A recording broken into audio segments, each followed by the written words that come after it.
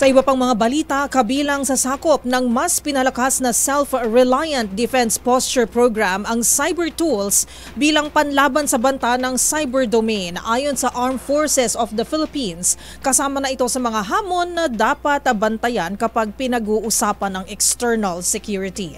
Nagbabalik si Edniel Parosa.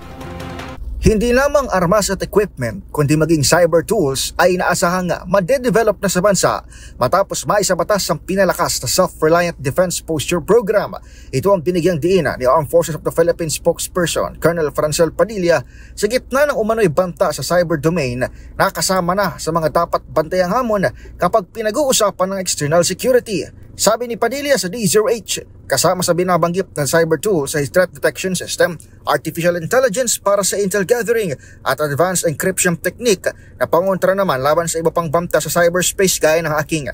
Paliwanag ni Padilla na isa ring cybersecurity expert, mahalaga ito para sa proteksyon ng mga kritikal na infrastructure at military operation kontra sa potensyal na digital attack. Nauna nang binanggit ng opisyal sa isang press briefing sa Campo Aguinaldo na makatutulong ito sa ekonomiya ng bansa. This law also supports our long-term economic benefits of a thriving local defense industry, contributing to job creation and technological advancements in the Philippines. So hindi lang ito armas at mga equipment, pati cyber tools will be developing them in-house.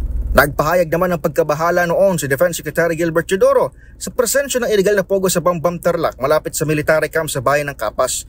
2 minutong flight lang kasi ang layo ng 32 building complex sa Training and Doctrine Command ng Philippine Army at Light Armor Division. Para sa MBC TV Network News, ito si Edniel Parosa. Una sa Pilipinas, una sa Pilipino.